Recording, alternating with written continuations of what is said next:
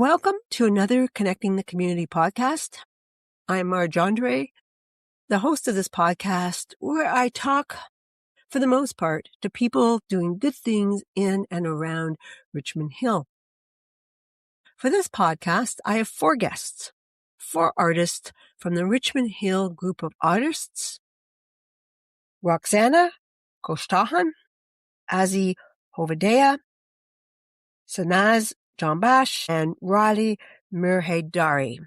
And I apologize if I haven't pronounced them as well as I should have, but welcome all of you. They have a special art exhibit Saturday, May 23rd and Sunday, May 24th.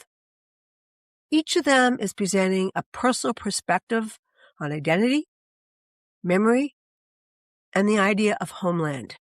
So I would like each of you to introduce yourself, describe your art journey, and let us know when you came to Canada.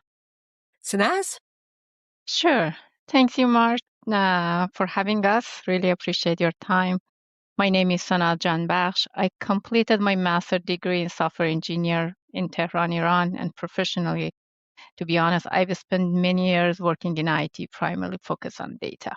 I moved to Canada in 2013, first in Calgary and later in 2019 to Toronto and specifically Richmond Hill.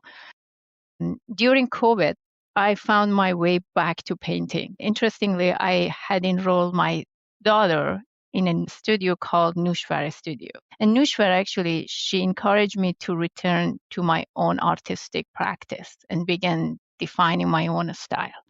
And that moment really became a turning point for me. Today, I create conceptual and abstract pieces that invite viewers to explore, reflect, and interpret the art in their own way. It's kind of the sense of openness and discovery. And to be honest, in terms of the media, I work across different material depending on the concept. Watercolor can feel very spontaneous for me, while acrylic or oil allows me to kind of for different kind of depths and depression. And it depends, all of these medium, it depends on what I want to convey and how I feel in that moment. Again, thanks for having us. Yes, so very welcome. Thank you for that. Very interesting. Roxana? Yeah, sure. My name is Roxana Khoshsokhan, and my serious art journey really started 9 years ago when I created my character B Rox. I actually come from an industrial design background in Italy. So I naturally mix design, storytelling, emotion, and branding into my art.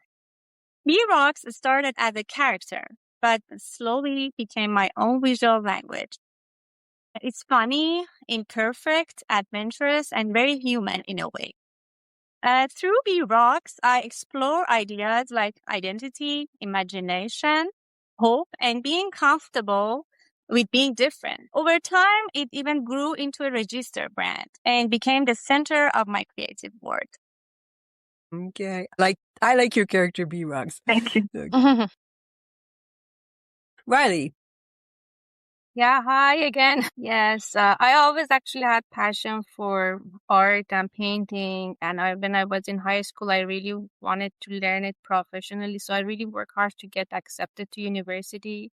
And then once I did, I had amazing teacher that I learned so much from them. After graduating from university, I hold several exhibitions, solo and group show. And eventually in 2004, that was the time that I moved to Canada, first in Edmonton. Then later on in 2008, I think it was, that I came first to Toronto and eventually in Richmond Hill. So, I always try to make my connection to art and kind of like try hard. I mean, but it's still like when you immigrate, like sometimes there is a gap. And eventually I learned about the Mill Pond Gallery and Richmond Hill group of artists. And that's how I joined the group and I continued painting. Thank you. And Azzy? Thank you, Marge. So I'm a self-taught artist, and my art journey really started back in high school in Iran. And my profession is not related to art. Like originally I was in science, and then when I moved to Canada, I switched career to IT. But art has been always a part of my life. And when I moved to Canada, like over a decade ago, there was like a bit of a pause in my creative work while I was like adjusted to the immigration and building new life here. But eventually, I find my way back to painting through local art groups and like galleries, and find different galleries. And in recent year, I've been focusing much more seriously on my practice as an emerging artist. Participating in different exhibition and show, and because the storytelling and creativity always has been the center of my work for so long. My painting explore very different style and subject. But so that's why they look very different. Over the past couple of years, I've become more focused on one main concept that connect my work together. The idea of like fragment, brokenness, and reconstruction. So through different subject and visual approaches, I can try to explore emotion, memory, identity, and process of making sense of my experience or others. But this specific aspect that connect everything together give me still the freedom of being creative and use different subject as I wish. Whoa, that amazing answers. Now, I do want to hear how you became part of the Richmond Hill group of artists. I do see this group as attracting artists from around the world. Can you reflect on how you've been learning from others, particularly those who have had different life and artistic experiences? First noticed a gallery when I used to take my son to the Mill Pond Park after we moved to Richmond Hill almost 11 years ago. When I started painting more seriously, I began checking out local art shows just to understand how everything works here. And during the Richmond Hill studio tour at the time, I actually discovered a local artist in my neighborhood. I visited her studio and showed her my work because I really wanted some feedback, like honest feedback. She was very encouraging and suggested that my first step should be joining the Richmond Hill group of artists and at the Mill Pond Gallery. I actually became a member about 9 years ago, the same time that B-Rox was born. And once I joined, I naturally wanted to get more involved. So later I joined the board and became social media director. And honestly, Marge, I've learned so much from our members. Like everyone is so open about sharing their techniques and really happy to talk and help each other. I feel like people here are like a family. Like there is no real competition because everyone has their own style and way of expressing themselves. It's not something you can compare. And it's such a diverse group of artists from different cultures and age groups, which makes it very interesting and inspiring. I really believe this gallery is such a valuable space, both for artists and for our community. Nicely said. Riley, would you like to add to that? Yes, actually, how I learned about the gallery was kind of similar to Roxana's experience. I noticed the gallery while I was walking in the neighborhood, and as I learned about it, I became a regular visitor of like the weekend show. And especially when I learned from Andrea, like how these local artists got together, like almost 50 years ago, starting meeting each other in different people's kitchen and eventually formed a group. It was very inspiring, and I eventually joined the group. And it's actually very wonderful to be around all these people. Like, we have different background coming from different places, speaking different languages. Most of us, like I can say, half of us like not even speaking English as first language, but it feels like we have the art language to connect with, and it feels really wonderful to be around people that sharing the same interest. Nicely said. So let's talk about this upcoming show. Each of you are presenting a personal perspective on identity, memory, and the idea of Homeland. Can you talk about that, Sanaz? course. This is very specific and unique time for Iranian people and Iranian community. And I think what makes this show very special is it's very personal to all of us, and in a different ways. We all share a similar background, but our experiences, our journeys have been very different.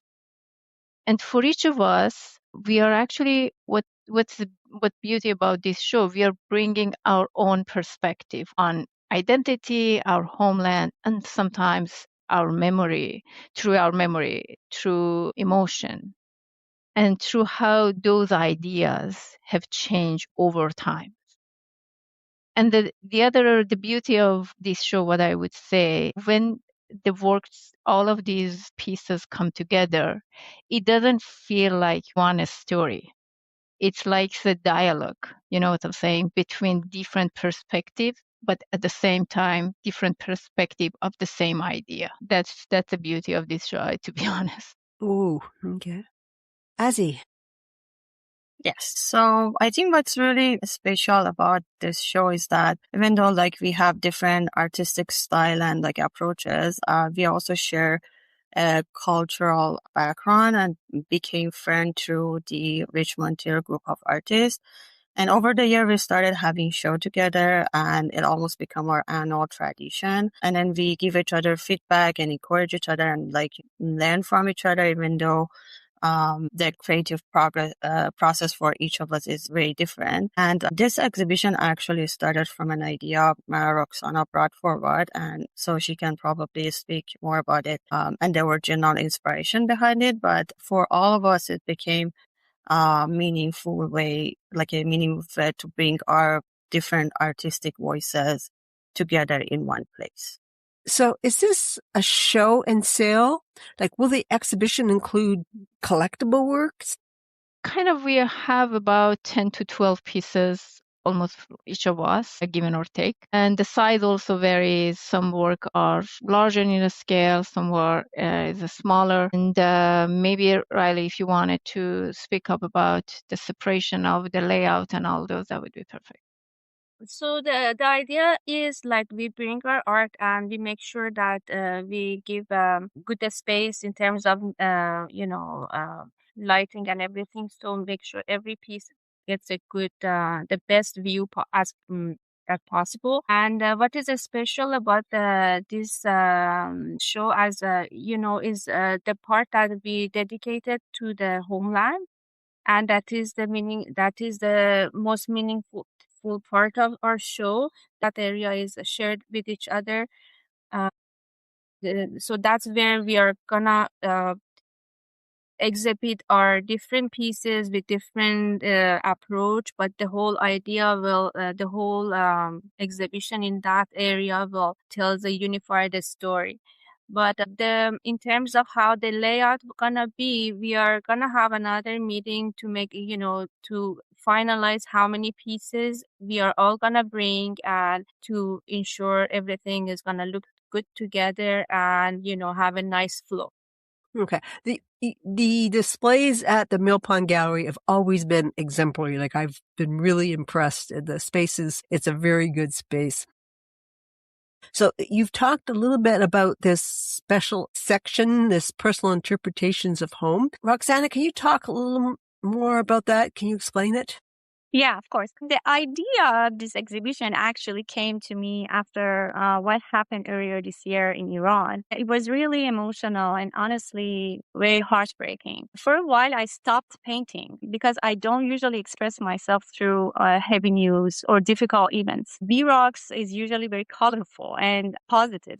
I found it hard to connect her to what was happening at the time. After a few months of going back and forth between hope and sadness, I realized I needed to get back to painting. And this show kind of became the push for me. And when I saw there was a weekend available in May, I borrowed it up with the group to see if anyone else would be interested in joining me. At the first, there were some hesitations since people already had other plans. But then I suggested the idea of doing a collective section of our homeland. Once that idea came up, everyone really connected to it right away because each of us had something personal we wanted to say. and express. Mm-hmm.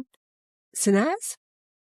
Yeah, as actually, like Roxana mentioned, the idea of home really became a central point of all of us in this exhibition.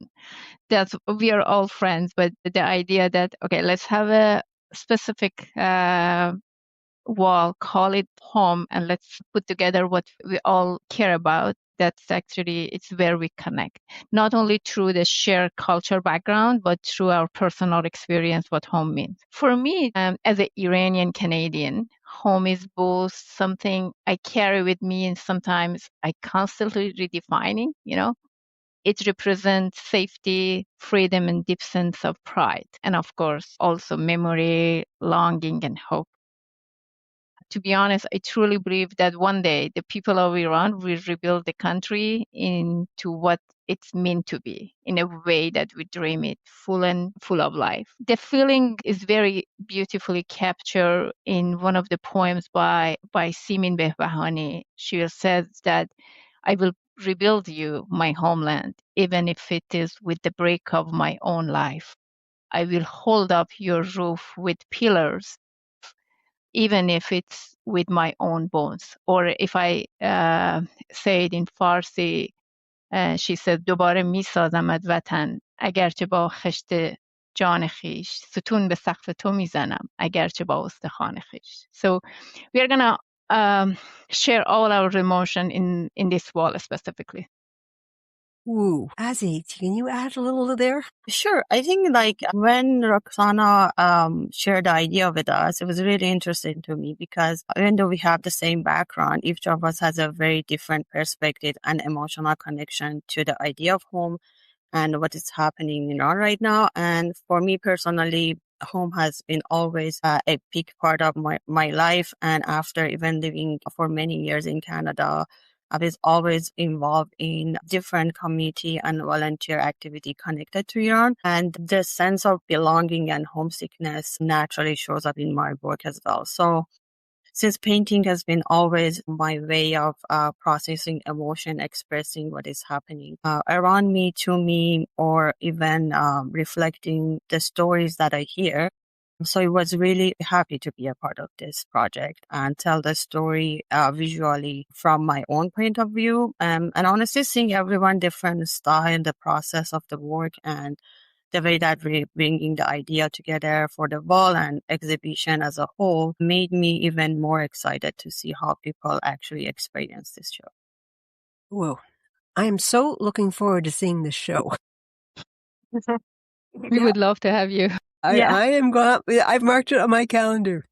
Now, in your promotional flyer for this exhibit, there is a piece of art from each of you, and they all feature eyes. Is this just by chance? It was not. Okay. It was absolutely intentional. And to be honest, whenever I see our flyer, I love it. I wanted to keep looking at it. That was intentional because we really wanted each of us to show their own perspective, how we see things differently. So that's why it shows the eyes. If I wanted to talk about my own eyes, for me, actually, I use my own eyes. So this black and white is actually the key part of my artistic style, is more black and white to show the idea that we are whole. And I see the eyes, not only the eye or vision, my eyes shows about more self-discovery. And the calligraphy on my eyelid includes both actually my own writing, like in my own poetry, as well as some Persian poetry about life, love, and gratitude. And at the end, it's actually kind of became a personal journey for me, something about moving forward with my inner child. And that's why there is a mom and child in the eyes, and the idea of seeing it, being seen, and feeling a sense of belonging. Ooh, okay. Roxana. Well, this painting, which is on the flyer, is called Mood. And there, B-Rox is just sitting quietly, thinking and observing everything around her, kind of taking a pause from the noise. And B-Rox has always had one eyeball. And for her, it means choosing to focus on hope and positivity. Life isn't perfect, and she doesn't ignore the negativity around her, but she tries not to get stuck in it. And that one eye is about trying to see the positive, even when things feel unclear. Azzy, can you add to it? Sure. So for me, the piece that I chose for the flyer has a very direct inspiration from a Persian song that has always been one of my favorite. And in that song, it talks about looking at the mirror and not seeing the person that you hope or wanted to see. And even after breaking the mirror, you still see yourself repeated in all of those broken pieces. It was the piece that I chose for the flyer because I feel like a lot of talent and potential for a lot of people inside Iran not reaching their full potential that they are looking for because of the situation is happening there and they cannot reach their goal. And that was one of the main reasons I wanted this piece to be on the flyer with everything that's happening. And this work include like broken mirror combined with fragmented style and gold lines that are often used in my work. And it's called A Face That Didn't Survive the Dream. And for me, reflect the idea of trying to become whole, to build dream and identity, but kind of being changed or broken by life and experiences along the way. So some part of the faces disappear, some part of it has the mirror itself. So for me, actually, when you look at the painting, I want the viewer also see themselves in those fragments in the mirror, and also like the work become a mirror for their whoever's looking at it, like their own emotion and experience. Well, okay, Riley, what's with your eye? Yes, yeah, mine with that bold red background there. I wanted to show like people with worried face, also holding to so much hope. So, and to me, this four picture of our art is basically celebrating four artists with different vision for different unique way of telling the stories. Also looking for change, looking forward to hope and change. Well, I thought I was going to be asking a silly question when I made that thought about asking about the eyes. You all had extremely interesting answers, so thank you for that. Okay. Now, I ask podcast guests who are artists and any type of artist to articulate the importance of art and the importance of art for the community. Riley, can you comment? Yeah, to me, honestly, I think I think art is the healthiest way to express yourself, and it's almost a form of meditation. Like whether you are making art or like enjoying art, it's like kind of help you to calm down and have a fresh perspective of your life challenges. And if when it comes to community, I think this impact will multiply. And I think, and for me, when I'm around people that they're creating art, I really feel sense of peace. And I think when it comes to community, it is very essential to have this as part of your life. It's kind of, it's a beautiful way of communication and connect with each other. Like, I mean, when you can turn your feeling to art, that's really rewarding, and it's a different language to connect to others. So for me, also personally, art has been always a way of process emotion and like cope with life and everything that's happening, either good or bad. But I also think it's important, goes far beyond the individual. I think art is a very important aspect for community because it creates connection between people. Whether you're an artist or just someone visiting an exhibition, you get to experience other people's story, emotion, and perspective. And sometimes a painting or artwork can remind you of your own memories and experience in a way that feels very personal. And for me, art it's a way of storytelling, and I think sharing those stories to art helps people understand each other better, create a deeper connection that everyday conversation might not have that specific effect. And then I really like to have that more in the community. Okay, very nice. I sort of knew that there was a diversity within Iran, but this recent conflict has really had me more aware that Iran is a very large, geographically varied country, and the people are quite diverse. Would any of you want to speak about that, Azzy? So I think, we have a very diverse country, and because it's truly very large, and with different culture, climates, language, and tradition, and ways of life depending on the region. So then naturally with that comes a lot of different perspective and opinion as well. But at the same time, I think what connects people across all of those differences is this shared sense of home and homeland. So I think a lot of the diversity come from geography and climate, and different part of the country develop their own tradition, lifestyle, even the artistic influences over time. We see different kind of even art specifically for a different region of the country. But there are also many things that unite us. For example, tradition like Nowruz, the Persian New Year that celebrate on the first day of spring, are shared across the country, and everybody celebrate that. So even within all the diversity, there's still strong feeling of connection and cultural identity that brings people together. Yeah. Raheleh, were you going to add something there?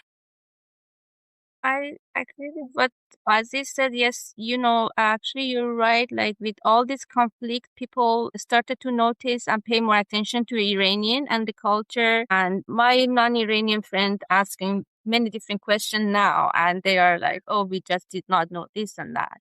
Yes, Iran is it's actually the biggest country in Middle East, and you can fit France, Italy, and Belgium in Iran, and still there is room. It's a large city, and then it has there are many different languages and dialects that are spoken in Iran. Even the climate, as Ozzy said, is very contrast. You may ski in West Mountain and Northwestern Mountain, and then at the same time you're able to swim in the warm water of South. So it creates so many, such a rich culture. And I really hope everything goes better and everyone from everywhere else can kind of freely, without any, fear, go and visit. It's like such a nice, beautiful country. And in terms of like the nature, the people. So, it's just a shame that we are going through so much. Yeah. And you have such great Persian pastries as well. So, yeah. That's okay. I am curious to know how you are paying attention to the current conflict. Maybe I can start. To be honest, since January 2026, March, many of us in Iranian community, including myself, we have been carrying a very deep sense of trauma, which we never experienced it before. The mass killing of the protester, the violence, the executions, the economic collapse, and the ongoing war, and all these uncertainties that we had, it's a very really emotional impact. It had a very emotional impact on all of us. And on top of it, one of the hardest part that there was an internet blackout in Iran. So we had very little information about our loved one. We couldn't connect, and that uncertainty was incredibly painful, to be honest. How do I react? Since then, I've been trying in my own way to learn first, to stay informed and to use my voice, to raise awareness about what's happening and to focus what's happening in Iran, and also to focus on the kind of a small role that I can play rather than just staying in a place of guilt. So I try to be Iranian voice as much as I can in different ways. At the same time, I try to be more open, listen to different perspectives, discuss with different group of friends with a different ideology, and remind myself that if we are hoping for more democracy for the future of Iran, we need to practice it. We need to practice that mindset here by respecting differences and creating a space for dialogue. between us. And I truly believe that the future of Iran belongs to the people inside the country. They are the ones who will shape it and decide what comes next. I truly hope that very soon people of Iran can experience the freedom and the happiness that they deserve. Powerful words. Azzy, would you like to add something there? Sure. As Sanaz mentioned, it's been a very difficult and emotionally heavy few months for people in Iranian community. Between the violence and mass killing earlier this year, the internet shutdown, and the isolation that people experienced for weeks since then, and now the ongoing war and uncertainty, there have been the constant feeling of fear, grief, frustration, and helplessness. And I think what I'd like to point out here that what sometimes surprised people outside the community is that the reaction within the Iranian community can also be very divided and emotional. But when people have lived through years of repression, violence, execution, censorship, and fear, it affects how they process events and what they believe hope and change would look like. Many people inside Iran and also those of us that are living abroad are carrying a lot of emotional exhaustion, guilt and worry, and also confusion. So at the end of the day, I think the most what Iranian people, most of them want is the same thing anybody else wants in this world: safety, dignity, freedom, and the ability to live a normal life. And for many of us outside the country, it's painful to constantly watch what's happening while feeling limited to what we can actually do to help. So I think that's complexity and emotional weight is a part of why reaction can sometimes seem difficult to outsider to fully understand. Yeah. Some very valuable thoughts that you have expressed. So your exhibit could be very well attended if only Iranian people came, but I suspect you would really like non-Iranians to attend too. What sort of differences do you think Iranians and non-Iranians, how will they react differently to the exhibit? Honestly, I would love for more non-Iranians to see this exhibition. I think many people in Richmond Hill may have seen those big Iranian gatherings or rallies, but they may not fully understand the stories and emotions behind them. Through art, we can share things that are sometimes difficult to explain in words or politics. Even though each artist has a different voice, I think at the core, we all want the same thing: peace, freedom, and happiness for our people. Okay. Azzy? To add what Roxana said, I would actually love to see more non-Iranian visitor attending the exhibition as well, because I think the experience of work, of the work that, like the experience from the work that we have there could be different depending on your background. And for many Iranian visitors, we don't really need to excel much of like what we are trying to say there because they already share understanding, emotion, and references um, behind many of the pieces. And even if everyone interpret the artwork differently, there's still common understanding of what has happened or still is happening in our country that makes it easier to recognize the theme and connect the dots. But for non-Iranian audience, though, I think this exhibition can become more of a way of learn to connect through art. And that's something I really value, and sometimes art can communicate emotions and realities in a way that feels more human and accessible rather than news and politics alone. And with so much difficult news happening around the world, it's understandable that people can feel overwhelmed or disconnected and don't want to hear about it. But I think art can create empathy and a space and curiosity that maybe encouraging more people to pay attention, ask questions, feel connected to what people in Iran are experiencing, even if it's a small impact. I think I kind of like this human connection, and I think it really matters. Do you anticipate this exhibit traveling to different places? Yes, why not? I think it's very possible. We work really well together and really enjoy creating exhibitions as a group.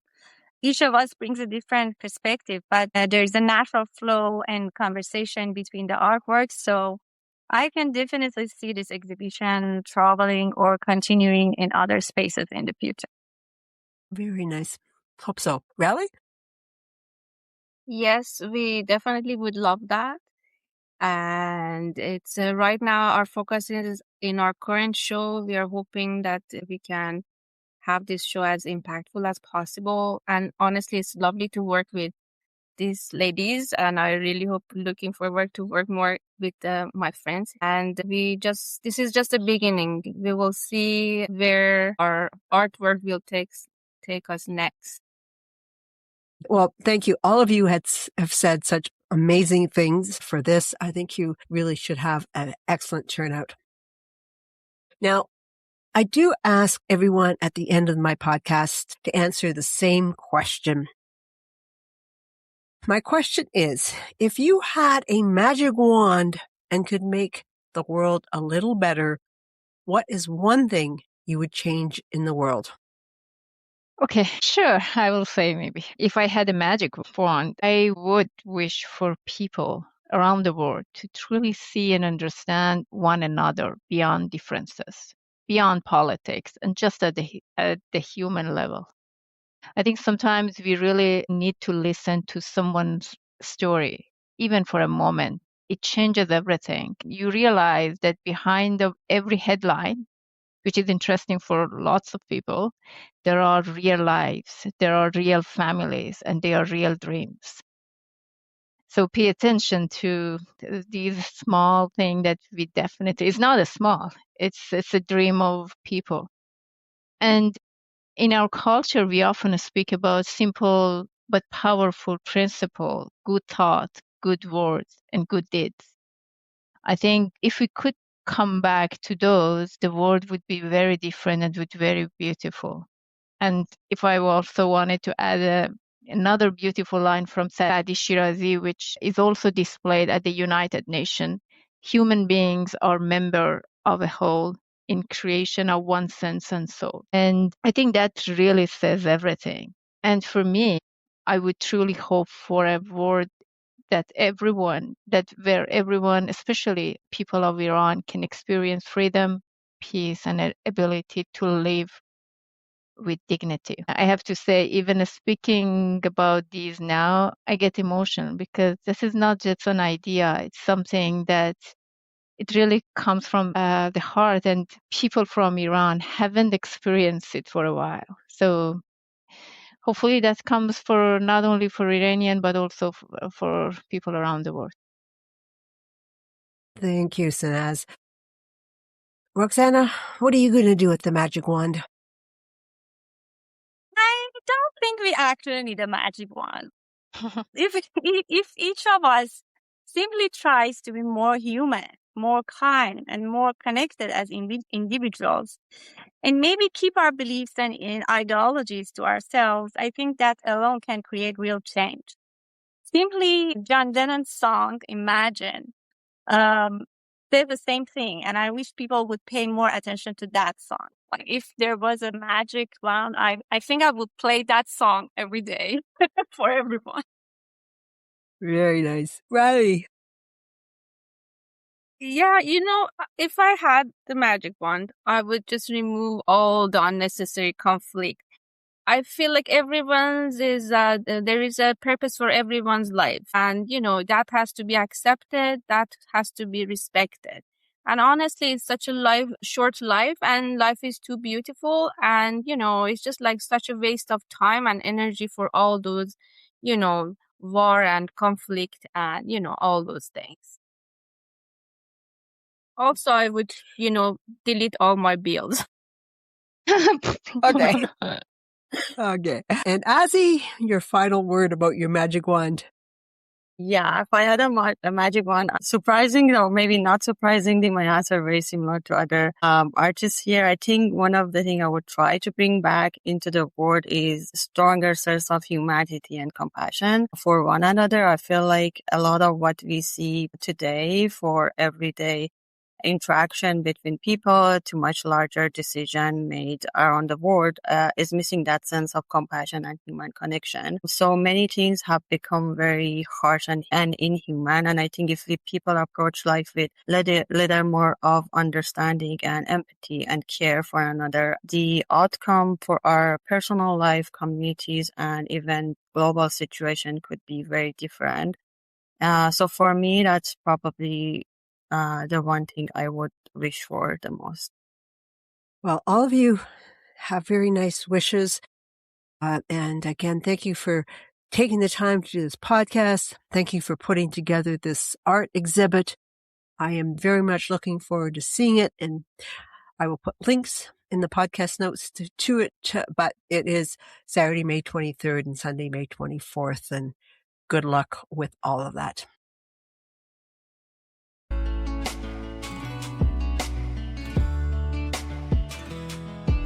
Thank you for listening. I would appreciate you sharing this podcast. Consider emailing me at Marge, M-A-R-J, at margeandre.com. I would welcome suggestions for podcast guests. Let's stay connected.